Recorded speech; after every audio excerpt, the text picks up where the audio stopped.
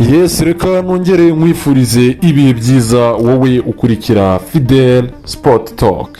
Aha ni urugo rw'amakuru y'imikino twibanda ku mugabane w'Uburayi gusa ku bijyanye n'amatransferi nibyo nje kubabwira aka kanya. Wowe niba utarakora subscribe kora subscribe maze ntucikwe n'aya makuru.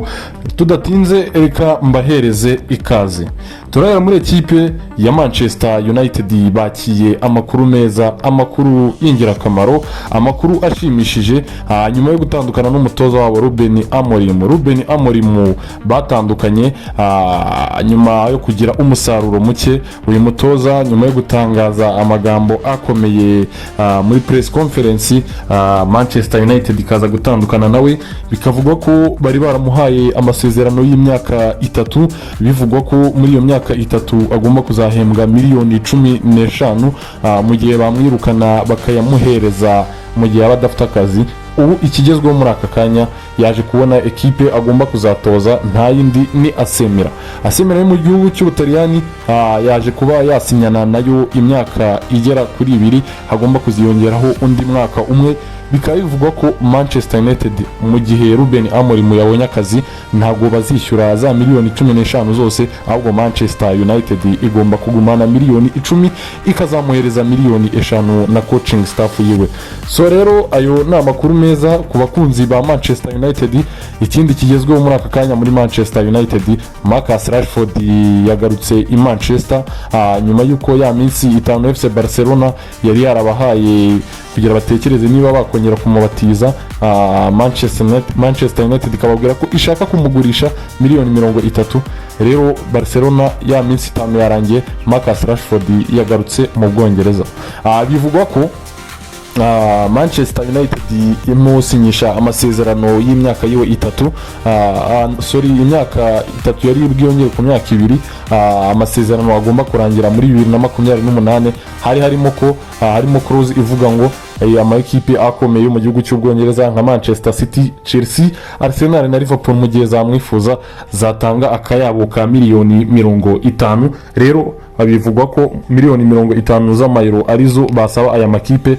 Gusa Rashford akaba aprefera kuba atakinira ikipe yo mu gihugu cy'Ubwongereza, ahubwo ngo yategereza amasezerano yiwe akarangira akava muri iyi ekipe ari ubuntu. Gusa bivugwa ko ubu ngubu rwose muri aka kanya yasubiye muri Manchester United nyuma yo kuva mu ntizanyo ya FC Barcelona. Real Madrid nayo bivugwa ko nyuma yo gusinyisha Bernardo Silva basinyishe Marc Cucurella kuri miliyoni 55 agomba kuziyongera 5 z'ama add-ons. Bivugwa ko rwose na Antonio Rudiger agomba kuhaguma mu masezerano yaragiye kurangira yiwe, bongeyeho undi mwaka umwe. Muri coaching staff Jose Mourinho agiye kuzana Sami Khedira na Pepe bagomba kuzamufasha mu rugendo rwo gushaka uburyo batwara ibikombe muri Real Madrid. Bivugwa ko batarava ku soko, bifuza umukinnyi hagati, bifuza umukinnyi muri axe centrale, nubwo byavuzwe ko Josko Gvardiol yamaze kongera amasezerano muri Manchester City agomba kumugeza 2031. ariko bivugwa ko abasigaye muri aka kanya bagomba gushakwamo agomba kuza muri axe centrale. Havuzwemo umusore ukinira Manchester City mu Portugal bita Ruben Diaz, Nandi mazina nka Ricardo Carafiori. Bivugwa ko rero ngo rwose Real Madrid ntago yari yava ku soko. Ikindi kigezwe muri Real Madrid, nta mwanzuro wafatwa kuri Nico Paz niba azagaruka muri Real Madrid. Nyuma yuko iri asezirangiye byavuzwe ko bashobora kwishyura miliyoni 9 ziri muri clause akava muri ekipe ya Como. Gusa ama ekipe yombi ari mu biganiro. Nyuma yo gusinyisha Bernardo Silva, bivugwa ko Nico Paz hari amahirwe yo kuguma muri Como sezo yindi. Dukomereze muri ekipe ya Fulham. Alvaro Arbeloa nyuma yo gutandukana na Real Madrid yaje muri ekipe gusimbura Marco Silva wamaze kwerekeza muri ekipe ya Benfica Lisbon. Muri ekipe ya Bayern Munich nyuma yo gusinyisha umusore bita Saibari w'umunyamaroke ukinira ekipe ya PSV Eindhoven kuri miliyoni 55. Uyu musore nyuma yo gutsinda igitego Brazil, bivugwa ko mu minsi iri imbere agomba gukora ikizamini cy'ubuzima muri Leta Zunze Ubumwe za Amerika akitwa umukinnyi wa Bayern Munich. Ikigezweho muri aka kanya rero hari undi ugomba kwinjira muri ekipe bita Nathaniel Brown, umusore w'umunyamerika ariko wafashe ubwenegihugu cy'Ubudage. Bivugwa ko uyu musore nyuma yo gutsinda igitego ku mukino we wa mbere mu Budage agatanga n'umupira uvamo igitego, Bayern Munich igomba kwishyura miliyoni 55 Eintracht Frankfurt maze nawe akiyongera mu bakinnyi Bayern Munich igomba kuzibikaho. Muri Manchester United hari ikindi kigezweho muri aka kanya yitwa Samavire, uyu musore w'umuholande ukinira ikipe ya West Ham wavuye muri ikipe ya Leeds United. Bivugwa ko Manchester United irimo iramutekereza nk'umukinnyi ushobora kubakinira ku ruhande rw'ibumoso rwa 11. Bivugwa ko ariko bishobora guterwa nuko nazaza ha Marcus Rashford niba azasohoka muri ekipe bakamusimbuza uyu musore. Ariko uyu musore ikipe ya West Ham yamaze kubwira ama ekipe amwifuza ko afite igiciro cya miliyoni 55.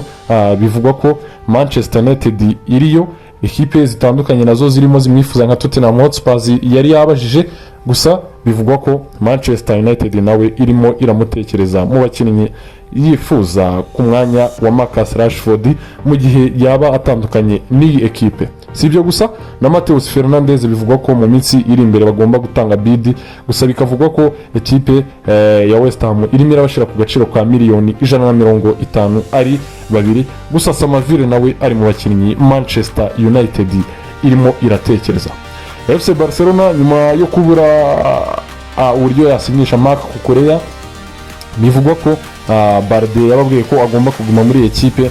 Joao Cancelo nawe barimo barakora uburyo ushoboka kugira bamugire umukinnyi wabo atari intizanyo, azi ari umukinnyi bidasubirwaho, azi ari umukinnyi wa FC Barcelona.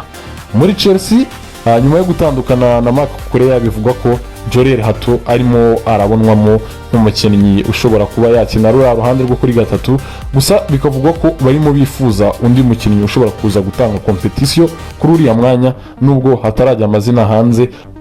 Mu yandi makuru agezweho muri aka kanya ku mugabane w'Uburayi yitwa Sandro Tonali. Uyu ni umusore ukinira ikipe ya Newcastle United. Bivugwa ko ashobora gutandukana n'iyi ekipe n'iyi sama. Manchester United yari yamutekerejeho, gusa bikavugwa ko irimo yifuza n'undi musore ukinira ikipe ya Newcastle ku ruhande rwa gatatu bita Lewis Hall w'umwongereza. Gusa mu minsi ishize bivugwa ko Manchester United yatangiye ibiganiro n'abahagarariye Lewis Hall. Manchester United itangira ibiganiro na ekipe ya Newcastle, baganira ku bijyanye umukinnyi bagiranye n'ibiganiro na kampu yiwe kugira barebe ko uyu musore yaba yifuza kuba yakinira Manchester United. Gusa ikigezweho muri aka kanya Manchester United irimo iravuga ko itashobora gusinyisha aba basore bombi Sandro Tonali na Lewis Hall. Bivugwa ko Sandro Tonali ahenze, Manchester United mu byiringiro ifite izera ko Newcastle ishobora kubaca miliyoni zihagaze 140 cyangwa na 50 ku bakinnyi bombi. Manchester United ikabona ayo mafaranga ari menshi nyuma yuko babonye amafaranga Newcastle yaciye FC Barcelona kuri Anthony Gordon. Barimo barakeka ko na Sandro Tonali bashobora kubahenda. Bivugwa ko Manchester United rero itashobora kuba yakwishura amafaranga yombi ko yose kuri aba basore ko ari babiri, ahubwo barimo batekereza uyu musore wo kuri nimero 3. Bikavugwa ko Tottenham Hotspur nayo yiyongeye mu makipe yifuza uyu musore Sandro Tonali. Roberto De Zerbi aramwifuza cyane, aramuzi mu Butaliyani. Bivugwa ko Tottenham Hotspur yatangiye ibiganiro n'abahagarariye uyu musore, nubwo ibiganiro hagati y'amakipe yombi bitaraba, gusa bivugwa ko Tottenham Hotspur yifuza uyu musore Sandro Tonali. Manchester United ikabona ko ahenze cyane, bakabona ko batajya mu rugamba rwo kuzamusinyisha, ahubwo bikaba bivugwa ko mu batekerejwe harimo umusore bita Carlos Baleba, Matheus Fernandes n'abandi bagiye batandukanye. Gusa ikigezweho muri aka kanya Sandro Tonali ashobora kuba kwerekeza muri Manchester United abifite amahirwe makeya nyuma yuko Manchester United ibona uyu musore ahenze cyane ku isoko ry'igura n'igurisha.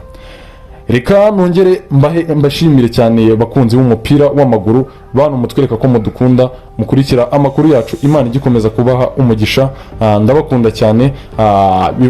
Amakuru yose azajya aba agezweho ku matransferi tuzajya tuyabagezaho ahangaha, tubaha ibyizewe, ntago tubapfunyikira